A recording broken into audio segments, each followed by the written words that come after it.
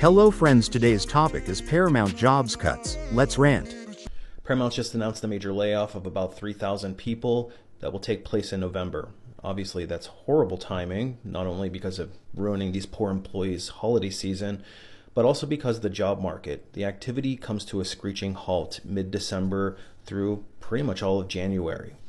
The reason being is that the first couple of weeks of December, companies are rushing to fill their last remaining headcount before their budget expires, and then typically activity goes on pause until companies can figure out what their budgeted headcount is for the following year. So talent acquisition teams are often just sitting around twiddling thumbs, especially through the Christmas holiday break all the way through mid-January before things start to pick back up again. So there's going to be a lull of activity for these people. It's kind of the worst possible time to get laid off.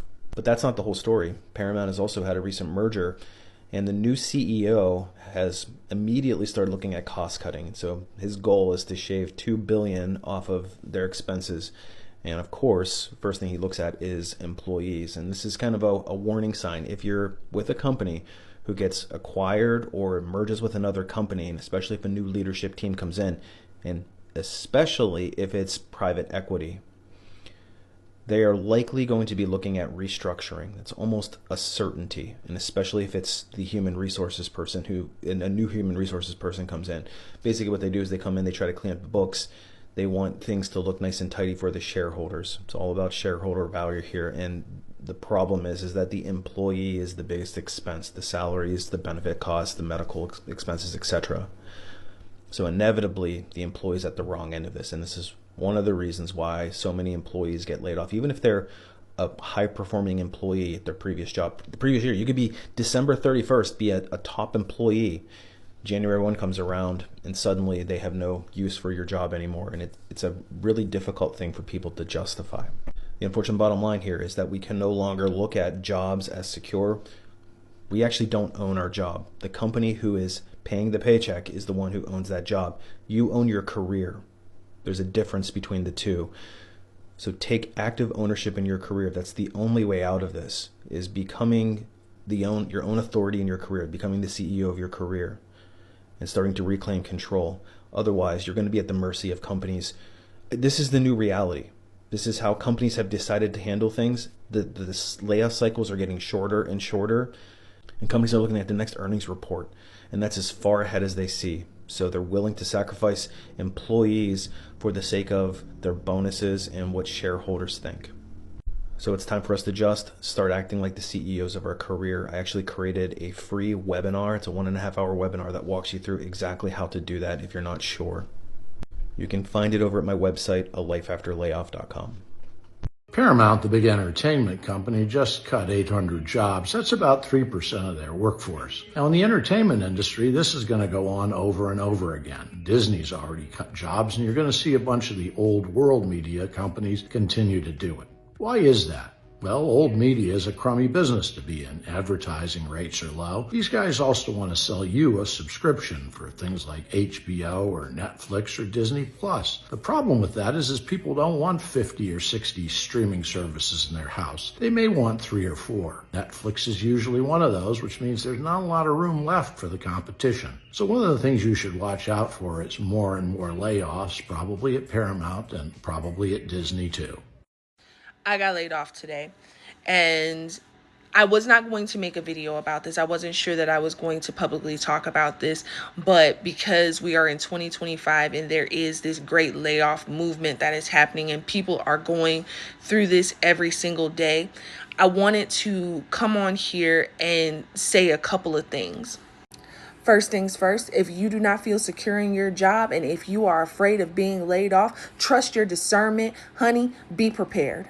Last year, I recognized that my services were no longer needed within this company. So when the layoff word started being passed around in early 2025, I wholeheartedly believed that my job was going to be at the top of the list of being eliminated.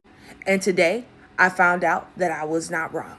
So I'll say it again. Step one, if you feel even the teensiest bit of insecurity in that job, believe it. Trust your gut and start preparing. How do you prepare? Get that resume together.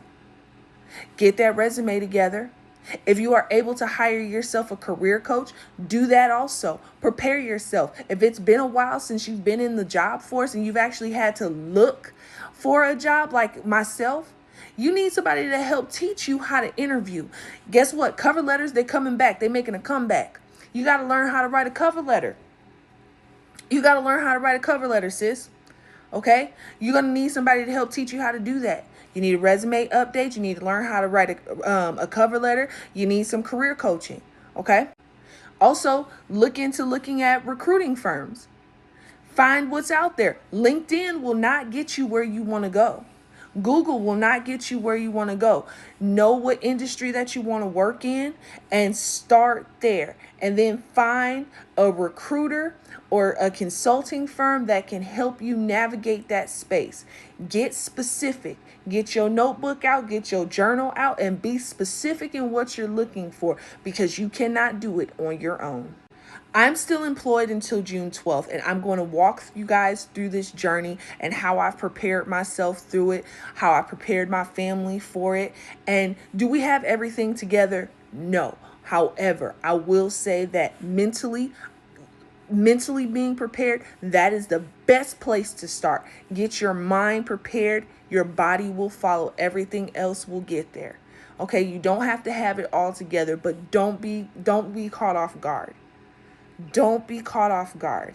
That's my advice. If you are experiencing or work for one of these big companies and you are looking down the barrel of a layoff in 2025. We're going to talk more about this. I love you guys. Good night. I got laid off my job, y'all. Now, being how personal this is, I was not going to talk about it, but I seen so many others impacted online, so I got to tell my story. And I've been working IT for over 15 years. I transitioned from UPS over to this company because I thought it was a fresh opportunity on the restaurant technology side of IT. And the reason why I need to tell my story, because just something just seems off about it. I was the only one of us on the team, and just the way that the entire layoff was handled was a little bit sketchy. So I got laid off on July 21st on that Monday. Didn't even get to start work. I got called into a meeting as soon as the workday started. The way that the meeting went was pretty much, hey, we need to restructure. This is strictly a financial decision, and your particular position has been chosen to be eliminated. Now, mind you, I'm the only one of me on the entire team. Actually, it's probably, I think, 2 of us in the entire company. But they bring in a new guy a couple weeks before who does the same thing that I essentially do, minus building menus, but he comes in with a different position name. So this threw me completely off because, mind you, I have no reason to believe that my position is in any danger. None whatsoever. Like, minus a little bit of coldness, the past, I would say, like, year for my CIO. But as far as, like, my other team members, everything was straight for the most part. Like, I looked at them guys as my brothers, so I thought.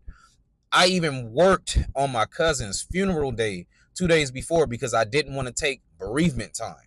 Now, of course, I still ended up going to my cousin's funeral, but that's how dedicated I was to the team. I didn't ask for bereavement time. I literally worked, jumped in our everyday Monday meeting, and then I cut out for the funeral a couple hours after and was even checking in on work throughout that day. So when I tell y'all that this layoff completely came out of left field, I was bamboozled when I got called into that meeting. There was no empathy in the meeting at all, none whatsoever. It was pretty much from him just, hey, you know what? This is a financial decision. It's just business. And that was it. I was immediately locked out of all systems, couldn't get into email or anything anymore like that. And then there was no type of follow-up after to ensure that I was okay. Now, this is where it starts to get tricky at. So I was promised 3 weeks of severance, a payout for my vacation time, but 2 weeks went by and I heard nothing from HR. So mind y'all, once again, I was laid off on July 21st. I sent them an email on Friday, August the 1st, didn't get a response. And then on Monday, August the 3rd, I sent them another email and finally got a response. So to say that they don't have their shit together is the very least. One of the HR representatives that emailed me back didn't even know what the hell was going on. Now, mind you, I still have the company equipment in my possession. I got everything because the company is 100% remote. I'm here in Nevada. I didn't get anything. Now, also, the way that I was paid out. So when you get laid off, I'm pretty sure, based on whatever state you're in, I'm in Nevada, that you're supposed to be paid out at a particular time. So The week that I worked before, I got paid out like the following week as if I was a regular employee. And then for that Monday that I worked, the day that I was laid off, I got paid for that Monday the week after. So I didn't essentially get a last check. I didn't get paid out for my PTO. Mind you, today is what? August the 12th? I still haven't been paid. Now, I'm telling my story because I've been on a whirlwind trying to find the right attorney to help me out. Now, I did speak with one who read over the severance agreement and determined that the severance agreement was kind of fair, but he just couldn't understand why the Virginia statutory laws were on the paperwork when I live in the state of Nevada. Now, let me backtrack a little bit so I can finish telling the story. So last week when I sent out that second email on August 3rd, I finally got a response. Now, they ended up sending me out a severance agreement that wasn't right. And then also, I filed for unemployment here in the state of Nevada and was denied because there was no actual history of me working since 2022 when I left UPS. So the company could possibly be based out of Florida. They could possibly be based out of Pennsylvania. So I filed unemployment in the state of Florida as well, the state of Pennsylvania, and got denied for both of those as well. So at the moment, HR is currently scrambling and scraping, trying to get this figured out so that I can get unemployment, but I just don't know which state is going to be. And mind you, I talked about my vacation time. I still haven't been paid out my vacation time, and it's been, 3 weeks? Something ain't right. So essentially, I'm sharing my story with y'all to see if any of y'all out there have dealt with a similar situation and what you did. Because like I said, I did contact an attorney to go over the severance paperwork. I got a little bit of guidance from him as far as what could possibly be done. But, it was a lot of talk of, $245 an hour and this, and it might be hard to find a contingency lawyer. So if anybody out there sees this video and you got any advice, please drop it in the comments. Good morning. Well, not too great of a morning. Unfortunately, I was part of the layoffs from Paramount. So it's honestly all good. Kind of saw it coming. And at least it's a whole department thing and not just a me thing. Because that'll be a different story. So all that the same, I will definitely have all the time in the world. At least for now, because as you all know, the job market is insanely hard. But luckily, I do have this as another stream of income that is very helpful. I do have a Patreon. The link to that is in my bio. I do full episode recaps on there for several different shows. And honestly, there will be more shows and more episodes now because I have nothing better to do. So that is a way that you can support me during this time. But for sure, definitely not required.